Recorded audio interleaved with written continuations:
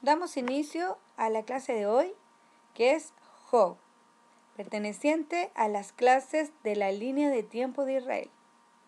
Se preguntarán ustedes por qué hoy vamos a estudiar Job, siendo que recientemente hemos terminado de estudiar las clases sobre Génesis y no estudiamos Éxodo hoy día, sino que Job.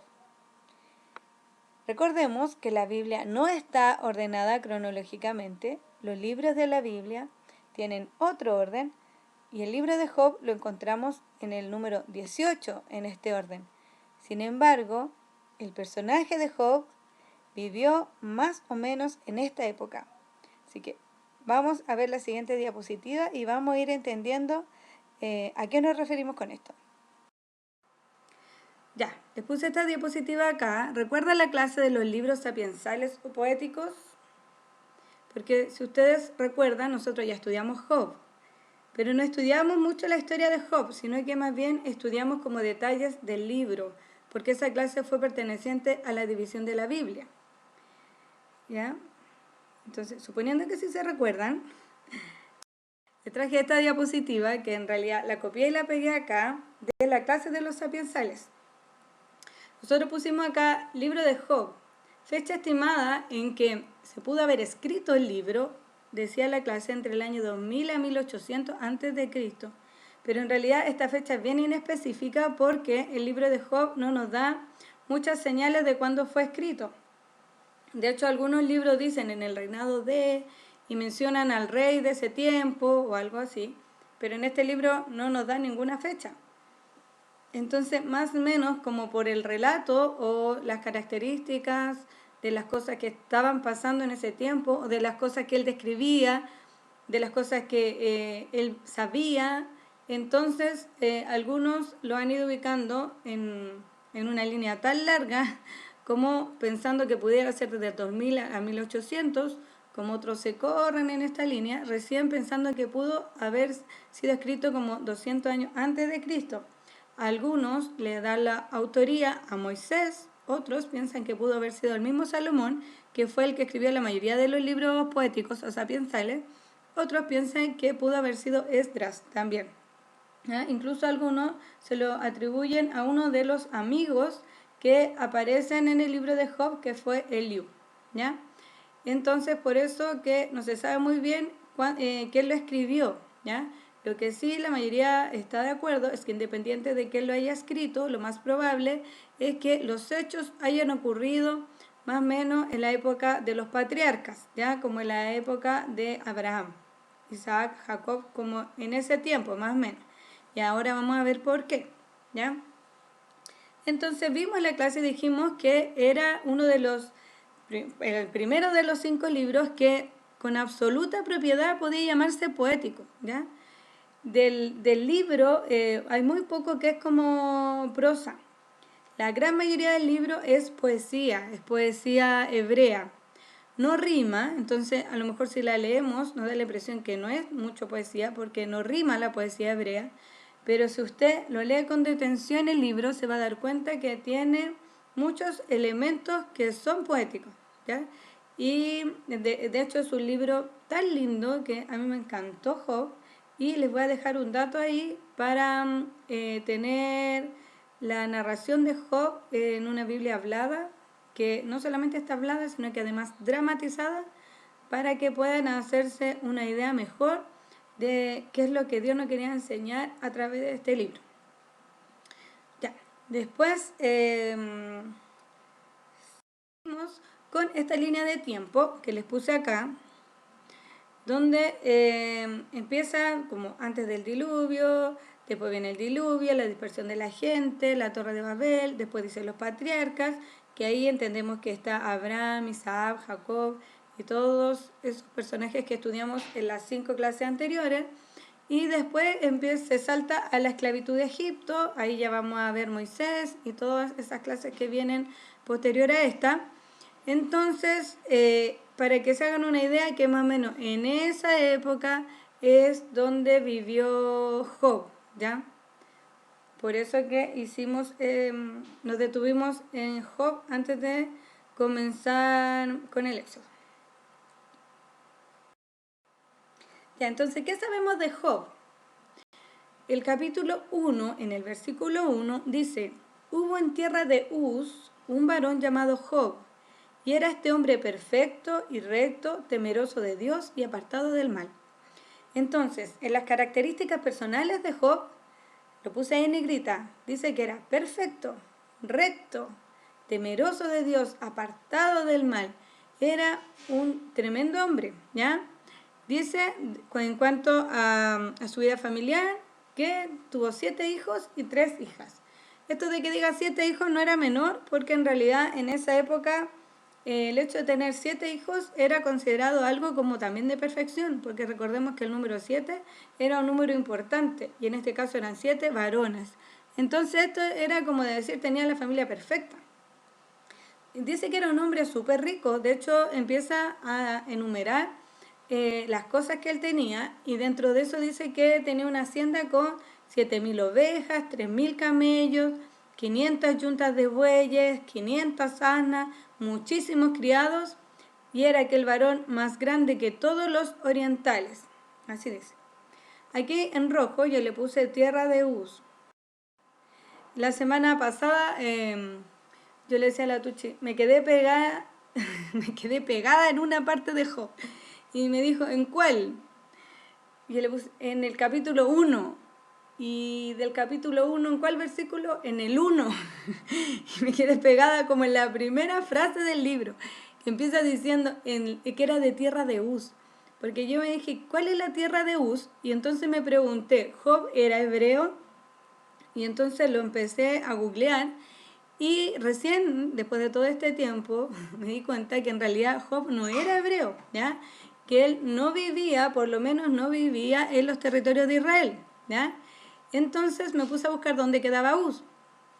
Y dice que Uz es una designación de lugar o de individuo que aparece varias veces en la Biblia.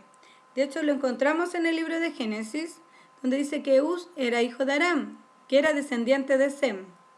Donde vimos en las clases con la Jocelyn de que Sem era el hijo de Noé. ¿Se acuerdan? Que vimos en el cuestionario también que Noé tuvo 3 hijos, que eran Sem, Cam y Jafet. Ya, entonces este Uz sería de hijo de Aram, descendiente de Sem. En el libro de Crónicas también lo menciona a otro Uz como también hijo de Dicha y como hijo de Sem también, ¿ya? Entonces, cuando hablamos de tierra de Uz, estamos diciendo que él se fue a vivir, o que era de las tierras de este Uz, descendiente de los hijos de Noé, ¿ya? Entonces él no vivía exactamente donde vivían el resto de los israelitas.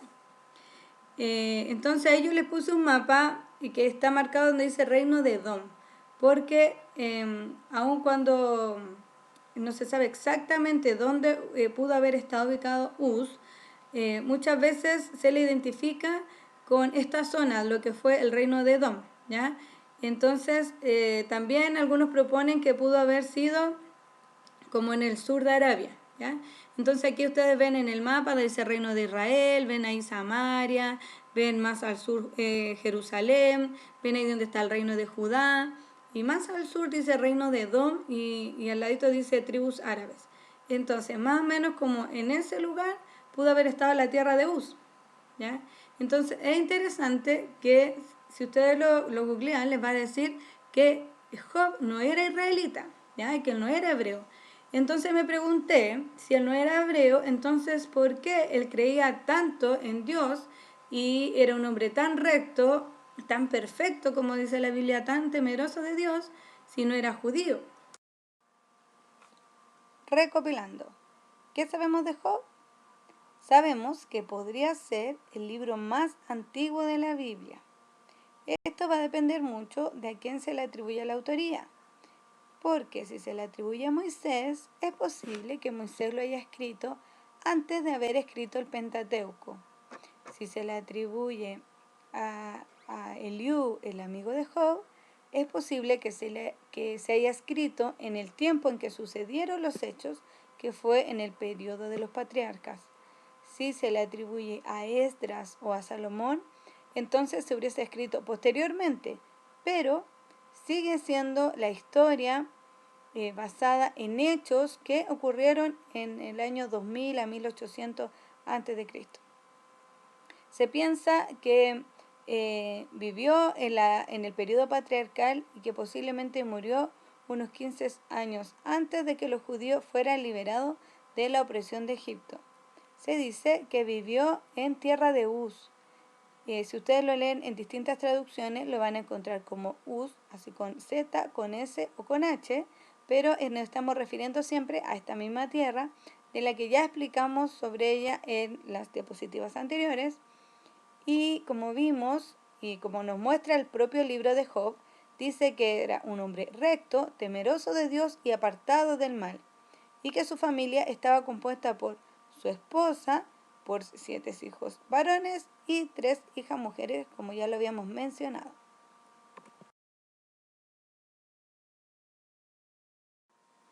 Entonces, ¿qué sabemos de los antepasados de Job? Hay distintas teorías. La primera y la que más van a escuchar es que no se sabe nada, ¿ya? Que en realidad Job es un personaje de la cual habla el libro de Job, pero del que no se tienen mayores antecedentes, ¿ya?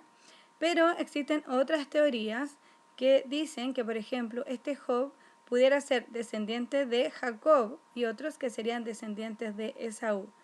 En ambos casos serían descendientes de Abraham, ¿ya? Aquí al ladito yo les puse aquí este pequeño árbol genealógico donde está Abraham, que tuvo a su hijo Isaac, el cual tuvo 2 gemelos, que fue Jacob, también llamado Israel, y Esaú, también llamado Edom. Edom significa colorín, rojo, algo así. Entonces se le conocía también como Edom porque Esaú habría sido colorín.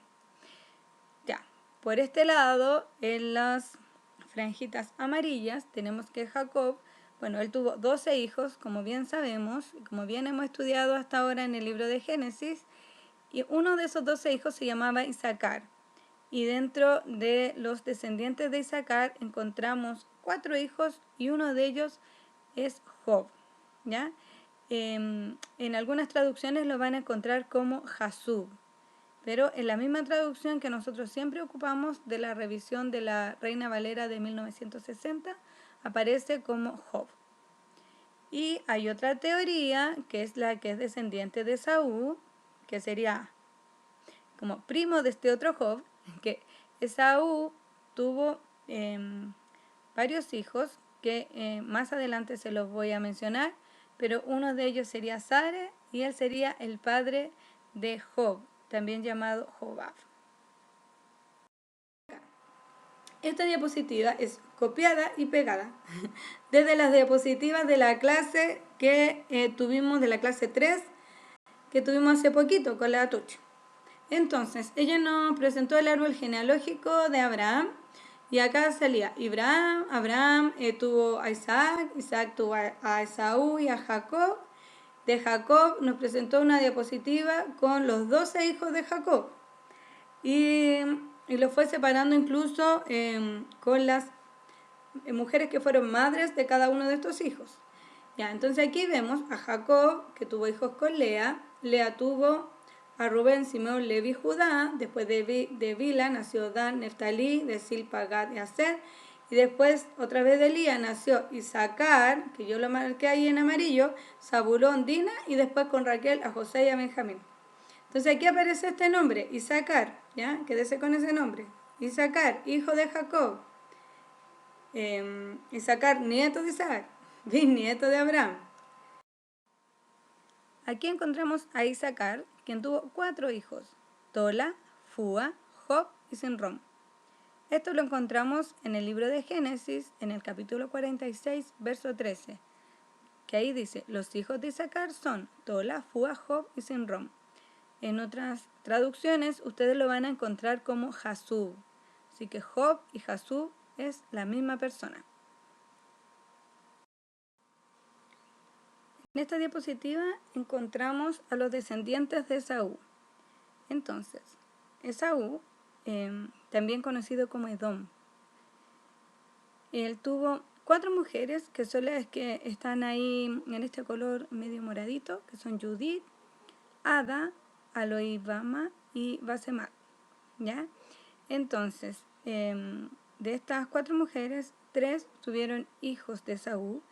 Ada tuvo a Elifaz, a Olibama tuvo a Jalam, Jeús y Coré, y Basemat tuvo a Reuel, que son los que están en verde, ¿ya? Que serían los hijos de Esaú. Los nietos de Esaú están en este color medio amarillito pastel, que sería Temán, Omar, Sefo, Getam, Cenaz, Tima, Amelec, de donde vienen los amalecitas. Y por este otro lado, de Reuel tuvo 4 hijos, Nahat, Sama, Misa y Sera.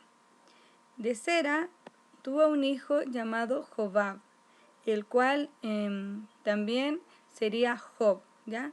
Pero este es otro Job, ¿ya? Entonces, no es el mismo Job, hijo de Isaacar, hijo de Jacob. Este sería otro Job de parte de los descendientes de Saúl. Por eso se piensa, una teoría es que en realidad este sería el Job del cual estaría hablando el libro de Job. Y este sería apoyado por algunas cosas que les voy a mostrar en la siguiente diapositiva. ¿Ya? En Génesis capítulo 36 es donde vemos hablar de este Job. Aquí está hablando sobre los descendientes de Esaú o de Edom y de los reyes que gobernaron en tierras de Edom. Entonces dice que ellos tuvieron reyes que gobernaron incluso antes que los israelitas tuvieran reyes, ¿ya? Y aquí en el versículo 33 dice, cuando Bela murió, gobernó en su lugar Jobab, el hijo de Sera, que ustedes ahí lo ven escrito con una H al final, porque a veces se escribe con esa H y a veces no, como son nombres traducidos del hebreo, a veces la ponen y a veces no, pero es el mismo hombre, que sería el padre de Jobab, que era del pueblo de Bosra. Y después habla de cuando murió Jobab, gobernó en su lugar Usam. Entonces, acá en este versículo está hablando de un Jobab o de un Job, descendientes de Edom, sin darnos mayores referencias de él, ¿ya? Ni de su familia, ni de lo que le pasó, pero sí está hablando de que hubiese sido un gobernante de los edomitas, ¿ya? Ya, entonces, esta sería la diapositiva en la cual hay información que avalaría que este sería el Job del cual nos habla el libro de Job, ¿ya?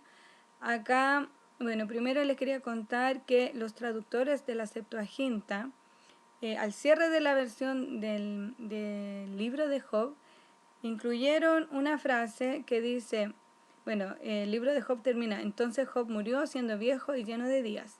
Y ellos añadieron, y está escrito que resucitará con aquellos a quienes el Señor levantará. Ya.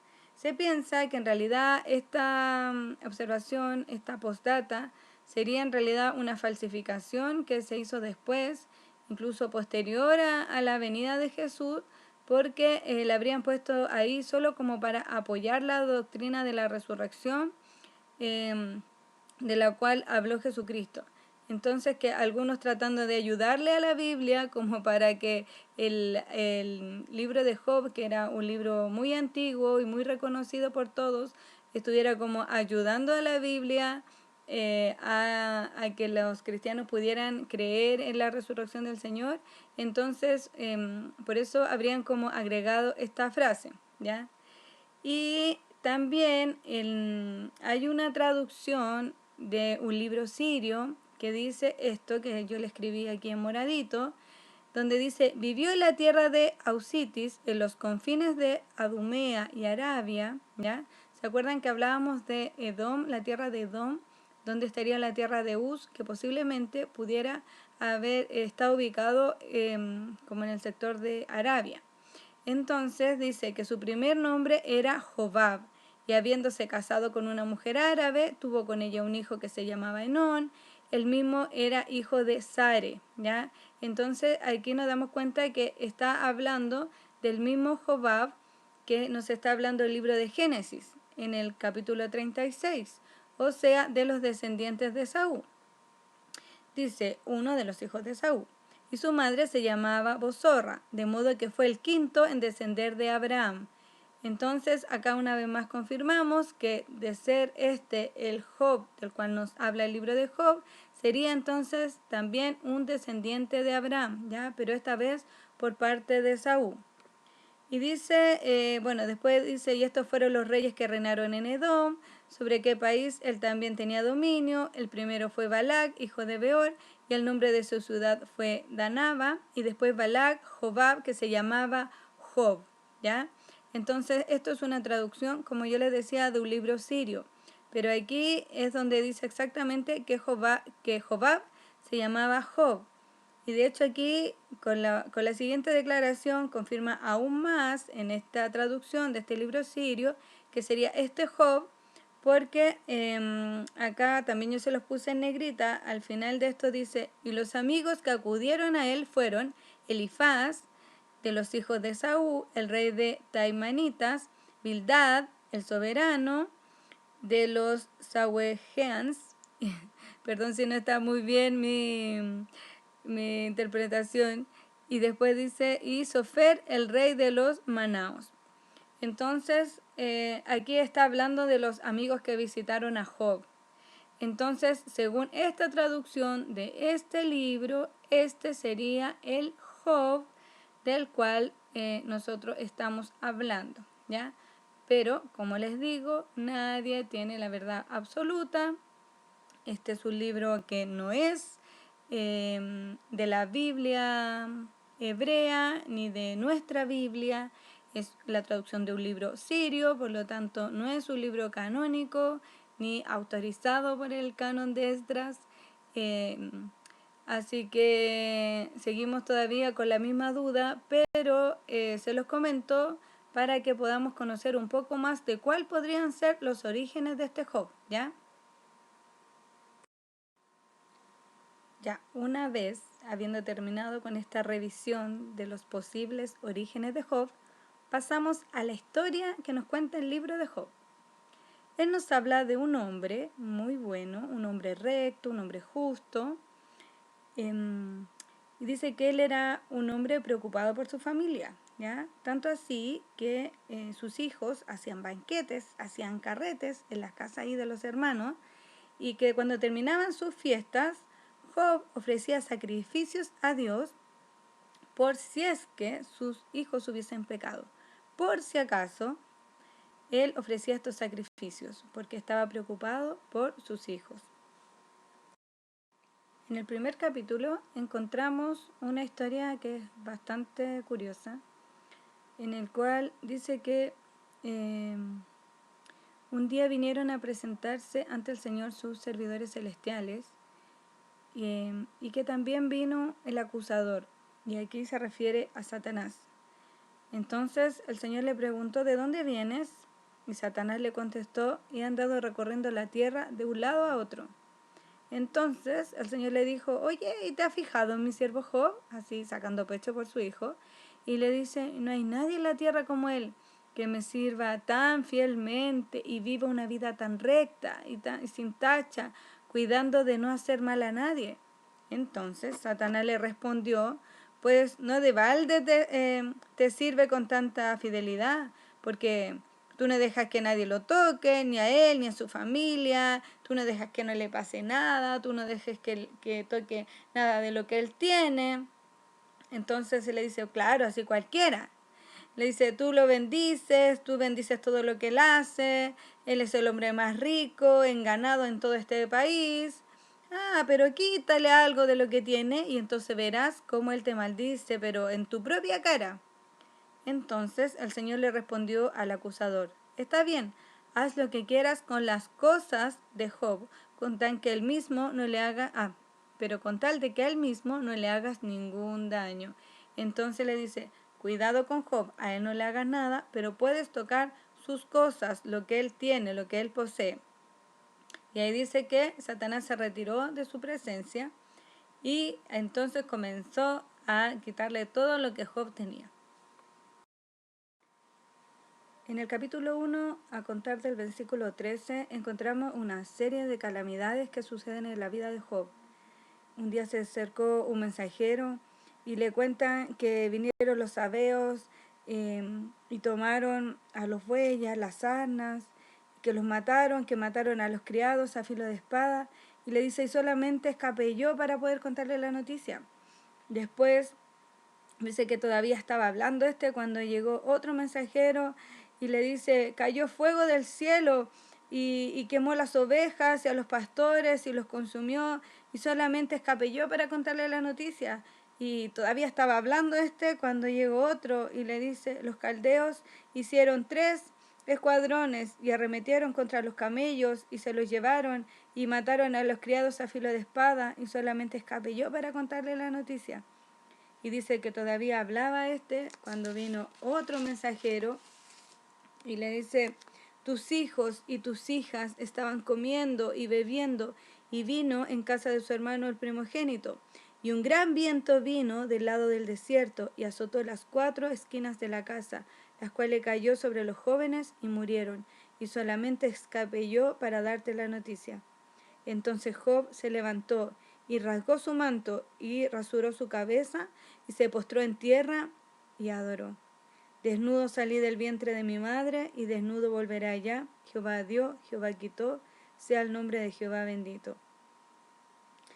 Esto es realmente impresionante poder leer este capítulo y ver que después de todas estas tragedias que sucedieron, él dice que, claro, de dolor rasgó sus vestiduras, echó ceniza sobre su cabeza, se arrodilló y adoró. Y aún ahí tuvo palabras de adoración para el Señor y decir que sea el nombre de Jehová bendito. En el capítulo 2, Satanás vuelve a presentarse ante Jehová. Y el Señor le dice, ¿de dónde vienes? Y él responde, de rodear la tierra y de andar por ella. Entonces el Señor nuevamente le dice, ¿has considerado a mi siervo Job? Pero, ¿qué le contesta el acusador? Le dice, piel por piel, todo lo que el hombre tiene dará por su vida. Pero extiende ahora tu mano y toca su hueso y su carne, y verás si no blasfema contra ti en tu misma presencia. Entonces Jehová le dijo a Satanás, he aquí, él está en tu mano, mas guarda su vida. Entonces fue así como hirió a Job con una sarna maligna, desde la planta del pie hasta la coronilla de la cabeza. Y dice que él tomaba un tiesto para poder rascarse con él, porque estaba ahí sentado en medio de la ceniza, le picaba tanto que ahí se rascaba, hasta que su misma mujer le dijo, aún retienes tu integridad, maldice a Dios y muérete. Y él le dice que estaba hablando como una mujer necia. Y que aún así, con todo lo que pasó, dice que Job no pecó contra el Señor. Casi ya al final del capítulo 2, aparecen en escena 3 amigos de Job. Cuando ellos se enteraron de todas las desgracias que le habían pasado a Job, ellos fueron hasta su casa y cuando ellos lo vieron desde lejos, primero no le reconocieron. Y cuando vieron en el estado que estaba su amigo, dice que ellos lloraron a gritos, cada uno de ellos rasgó su manto, los 3 esparcieron polvo sobre sus cabezas hacia el cielo, y se sentaron con él en la tierra por 7 días y por 7 noches, y que ninguno le hablaba, porque era tan terrible la condición en que lo veían que no sabían qué decirle. Entonces estuvieron una semana con él ahí sin decir ni siquiera una palabra, porque ellos veían que su dolor era tan grande que en realidad nada de lo que ellos dijeran lo podía consolar. Es como cuando a veces uno ve un amigo llorando y uno solamente le pone la mano en el hombro y no es capaz de decirle nada, porque ellos veían que era tan grande su dolor que simplemente lo acompañaron 7 días con él sentado en el suelo sin decirle absolutamente nada.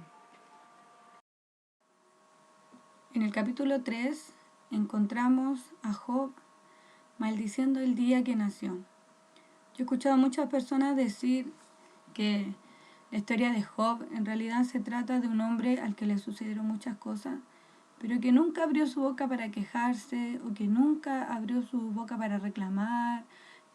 Pero sin embargo, esa no es la finalidad de este libro. Y vamos a ver este capítulo completo. Yo lo escribí ahí en su integridad, los 26 versículos que tiene este capítulo, para que ustedes vean cómo se sentía Job.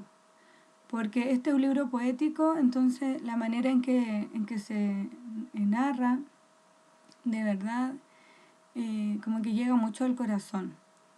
Si ustedes lo leen con detención, no sé, tal vez ni siquiera uno a lo mejor ha podido sentirse así de mal, o a lo mejor pudiendo sentirse muy mal, nunca tuvo palabras para maldecir el propio día en que nació, como lo tuvo Job. Dice así: después de esto, Job rompió el silencio para maldecir el día en que había nacido. Dijo así: que perezca el día en que fui concebido y la noche en que se anunció: ha nacido un niño. Que ese día se vuelva oscuridad, que Dios en lo alto no lo tome en cuenta, que no brille en él ninguna luz, que las tinieblas y las más pesadas sombras vuelvan a reclamarlo, que una nube lo cubra con su sombra, que la oscuridad domine su esplendor, que densas tinieblas caigan sobre esa noche, que no sea contada entre los días del año, ni registrada en ninguno de los meses, que permanezca estéril esa noche, que no haya en ella gritos de alegría, que maldigan ese día los que profieren maldiciones, los expertos en provocar al Leviatán, que se oscurezcan sus estrellas matutinas, que en vano esperen la luz del día, que no vea los primeros rayos de la aurora, pues no cerró el vientre de mi madre, ni evitó que mis ojos vieran tanta miseria. ¿Por qué no perecí al momento de nacer? ¿Por qué no morí cuando salí del vientre? ¿Por qué no hubo rodillas que me recibieran y pechos que me amamantaran? Ahora estaría yo descansando en paz, estaría durmiendo tranquilo entre reyes y consejeros de este mundo que se construyeron monumentos hoy en ruinas, entre gobernantes que poseyeron mucho oro y que llenaron de plata sus mansiones. ¿Por qué no me enterraron como a un abortivo, como a esos niños que jamás vieron la luz? Allí cesa el afán de los malvados, allí descansan las víctimas de la opresión. También los cautivos disfrutan del reposo, pues ya no escuchan los gritos del capataz. Allí el pequeño se codea con el grande y el esclavo se libera de su amo. ¿Por qué permite Dios que los sufridos vean la luz? ¿Por qué se les da vida a los amargados? Anhelan estos una muerte que no llega, aunque la buscan más que a tesoro escondido. Se llenarían de gran regocijo, se alegrarían si llegaran al sepulcro. ¿Por qué arrincona Dios al hombre que se desconoce su destino? Antes que el pan me llegan los suspiros. Mis gemidos se derraman como el agua. Lo que más temía me sobrevino. Lo que más me asustaba me sucedió. No encuentro paz ni sosiego. No hallo reposo, sino solo agitación. Este capítulo en realidad resume el dolor que tenía Job, queriendo nunca haber nacido, queriendo que se borrara del calendario el día en que había nacido, maldiciendo todo, el anuncio de su nacimiento, diciendo, no sé, sería mejor que hubiese nacido muerto. Él en realidad diciendo, ¿por qué, Señor, permitiste que naciera si iba a sufrir tanto? O sea, aquí vemos este capítulo como él un poco se desahoga de todo esto que le estaba pasando, cuestionándose una y otra vez. Vemos como él va haciendo preguntas de que por qué el Señor permitió que naciera como para sufrir tanto después.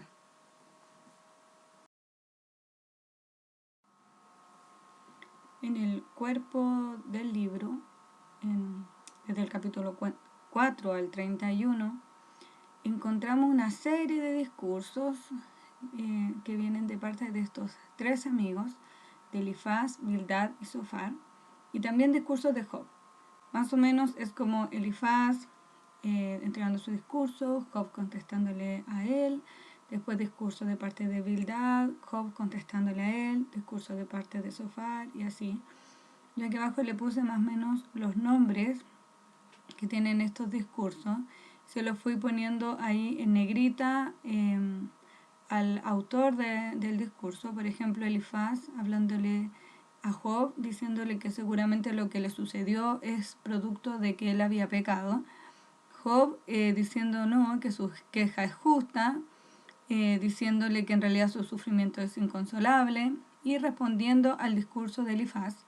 Luego aparece Bildad diciendo que Job debe arrepentirse, porque siempre dentro de los argumentos de los amigos es que Dios es justo, por lo tanto todo lo que le sucedió a Job debe ser un castigo. Y siempre aparece Job diciendo que en realidad no es así, sino que él sabe que él es un hombre justo y bueno, que por lo tanto todo lo que le está pasando es injusto. Entonces aquí ustedes pueden leer los capítulos porque son muchos, entonces no podemos revisarlo en esta clase como de a uno por uno, pero sí le puse ahí como para que se hagan una idea de lo que se trata, ustedes lo pueden leer con más detalle, pero siempre es centrado como en este principio de justicia, ¿ya? Y acusando a estos tres amigos a Job y Job defendiéndose. Esa es como la tónica de todos estos capítulos. Entonces acá, en el enfoque del debate le puse yo, es más o menos esto, como les decía, ¿es Dios justo? ¿Gobierna el universo con justicia estricta o realmente Dios es injusto? Como por ahí va siempre los discursos. ¿Y cómo se explica entonces el sufrimiento de Job? Todo esto se basa en una suposición. La suposición es que si eres justo, si eres bueno, entonces te deben pasar cosas buenas porque Dios te va a premiar con cosas buenas. Pero que si tú eres una persona malvada e injusta, entonces te pasarán cosas malas como forma de castigo de Dios, ¿ya? Entonces, bajo esta suposición, todo lo que le estaba pasando a Job no tenía mayor explicación, sino que Job realmente había pecado o que era malvado, ¿ya? Por lo tanto, siempre la insistencia de los amigos es que Job debía arrepentirse. Entonces, la defensa de Job está basada en su argumento de que él dice, soy inocente. Y de hecho Job empieza el libro explicándonos de que él es un hombre bueno y justo. Así que en realidad él era inocente. Entonces la conclusión de Job es que su sufrimiento era como por una injusticia, ¿ya? Que no respondía a la justicia de Dios. En cambio, el argumento de los amigos es que Dios sí es justo. Entonces Job debe haber hecho algo muy malo como para que le pasaran todas estas cosas. Llega un momento en que Job llega a estar así como fuera de control. Él realmente siente de que todo lo que le está pasando es injusto. De hecho, aquí vemos en el capítulo 9, en el versículo 22 al 24, donde él dice, en todo caso, da lo mismo. Por eso puedo afirmar que Dios destruye por igual a los buenos y a los malos. Y si alguna enfermedad provoca que la gente muera de pronto, Dios se burla de la angustia de los que nada malo hicieron. Como cuando algún malvado se apodera de un terreno, es Dios mismo que les tapa los ojos a los jueces. ¿Ya? Porque llegó ya un momento en que Job pensaba que en realidad si esto funcionaba así, de que a las personas buenas les pasan cosas buenas y a los malos cosas malas, entonces que Dios estaba siendo injusto con él.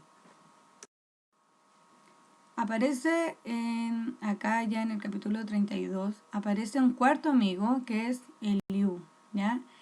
Eliú tiene un argumento distinto. Él dice, en realidad sí, Dios es justo, pero esto implica a que Dios gobierna el mundo de acuerdo a su justicia, que es distinta a la justicia nuestra, y su conclusión es como un poco más rebuscada que la de los otros amigos, y él dice, el sufrimiento podría ser a lo mejor para forjar tu carácter, ¿ya?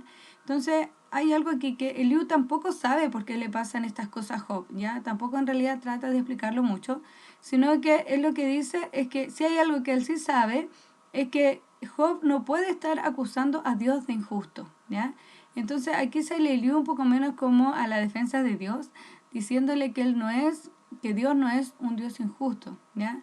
A este argumento finalmente Job no le responde a Eliú, sino que aparece el mismo Dios ya en el siguiente capítulo.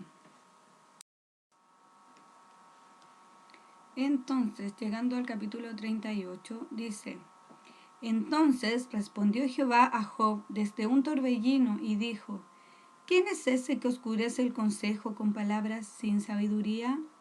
Ahora ciñe como varón tus lomos, yo te preguntaré y tú me contestarás.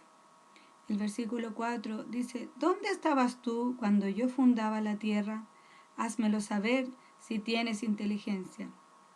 Después encontramos una serie de preguntas que hace el mismo Dios a Job, donde le cuestiona su conocimiento en relación al universo, a la creación, le cuestiona muchas cosas y le va incluso hablando de los animales, de cómo el Señor fue, no sé, dándole alimentar a los animales, ya, a estos mismos animales carnívoros, como la cadena alimenticia. Le habla de muchas cosas acá que son de la creación misma, como para hacerle entender a Job que en realidad él tiene como mucha ignorancia, como para poder ser así tan soberbio de cuestionar su justicia.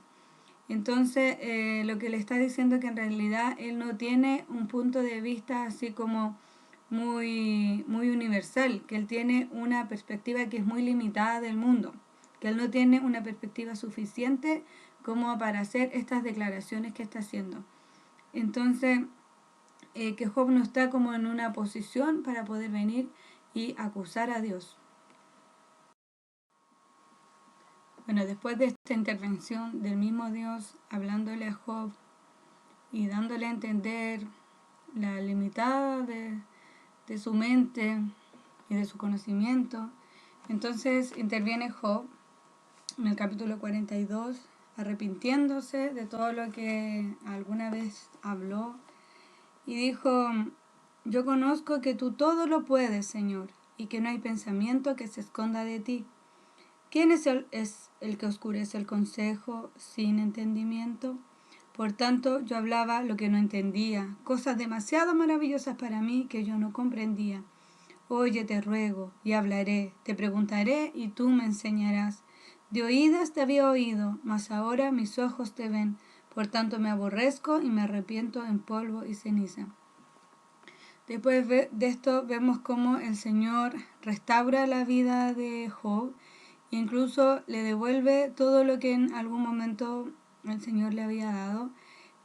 También dice que el Señor le bendijo y pidió que orara por sus amigos, y cuando lo hizo, entonces Job también le aumentó todas las cosas que tenía en un principio, y vinieron los familiares de Job, sus hermanos, sus hermanas, todo.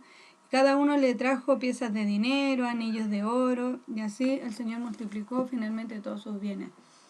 Este es el libro de Job, es un libro muy bonito, que mucha gente pensaba o habla de Job diciendo que fue una persona que nunca abrió su boca para hablar, como para quejarse ni nada, pero vemos que él incluso maldijo el día en que nació, vemos como él cuestionó una y otra vez la justicia de Dios, y sus amigos lo criticaron a él diciendo que en realidad él había pecado. Entonces vemos aquí una serie de discursos de personas que en realidad lo que están haciendo es estar tratando de encontrar alguna explicación de lo que sucede. Pero yo creo que lejos de eso, con lo que nos tenemos que quedar es que en realidad todas las cosas que suceden, es el Señor que las conoce, ¿ya?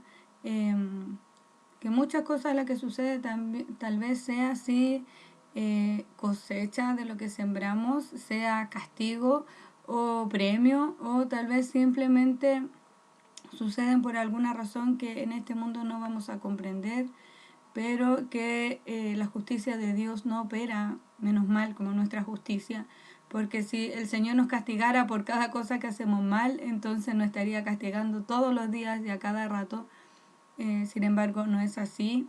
Además, debemos entender, bueno, que este libro fue escrito en el Antiguo Testamento y que gracias a Dios hoy tenemos la gracia del Señor, que yo siempre digo no hay que abusar de la gracia, pero sí tenemos esta gracia del Señor con la cual somos justificados y nuestros pecados son justificados y perdonados a través de la cruz de Cristo.